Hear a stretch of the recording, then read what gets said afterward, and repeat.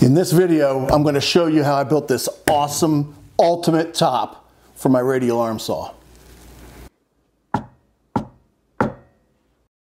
For a detailed overview of the concept and functionality of how I built this top, I'll put a link up here and in the description of the overview video of the ultimate radial arm saw tabletop for you to view. For now, let's get to the build. Make this top any size you choose. I decided to make mine out of 2 sections. The original one had 3 sections. I started off by laminating 2 pieces of 20 by 40 3/4 inch MDF together. The second section, which I didn't film since it's the same process, was 7 by 40 by 3/4 inch. Once these dried, I laminated 2 pieces of 1/2 inch MDF on top, leaving a space in between for the removable panel where the saw will do most of the cutting. I used some painter's tape to make sure the glue didn't get into the removable section. And then, as you can see here, I'm taking a perfectly straight piece of wood, putting a slight arc to it so I can use it to clamp down on the both ends while putting pressure in the middle of the board.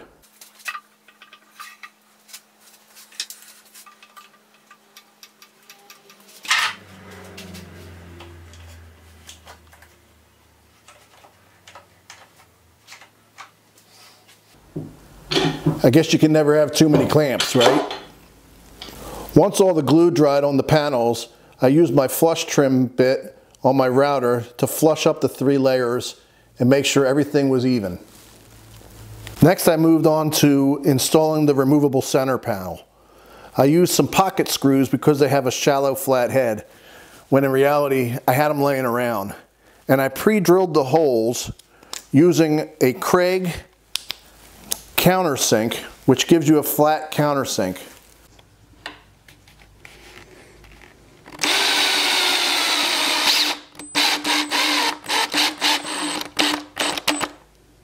Here I am using the original top to lay out and mark mounting holes that I need to drill.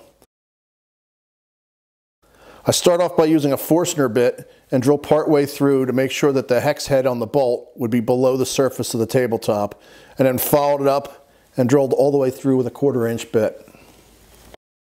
Now I'm moving on to creating the edge banding out of some walnut that I had. I ripped the walnut down to just over 2 inches wide, as my top is a total of 2 inches thick. The main purpose of the edge band is to protect the MDF edges.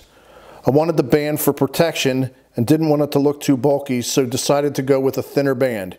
Here you see me slicing the boards down to about 5/16 of an inch thick. Here you see me making some miter cuts on the chop saw. Then it's time for some glue and pin nails to put the bands in place. I almost messed up here. Thankfully I caught myself and didn't glue the edge banding to the removable panel.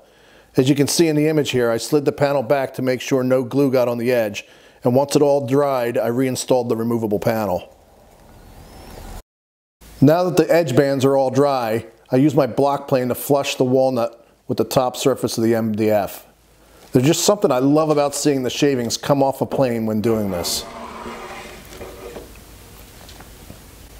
Here you see I've set up some straight edges so that I can use my router to cut the groove for the T-track installation.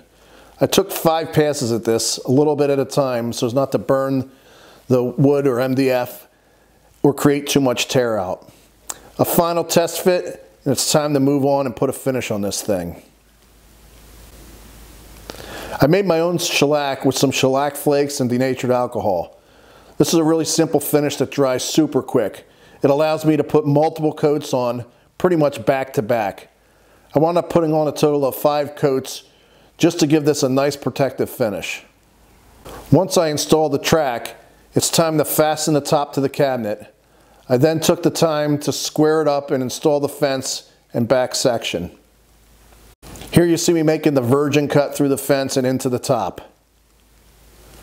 Now all that's left to do is attach the track to the top of the fence, leaving a small gap where the blade cut through. I used some clamps to make sure the tracks stay flush with the face of the fence. The last thing I did was make this little block out of 2 pieces of walnut. I just glued the smaller one to the bigger one, drilled a 5/16 hole through it, and inserted this T-bolt so that I could install this in the track.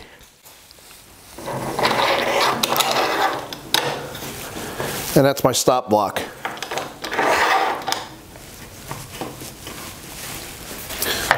So that's the build. There you have it.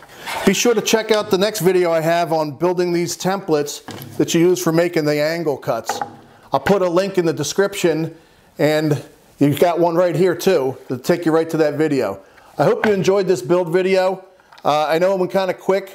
If you have any questions, please hit me up in the chat. Otherwise, I'd appreciate a thumbs up, and if you could, subscribe to my channel so that you can take advantage of seeing any new content that I create.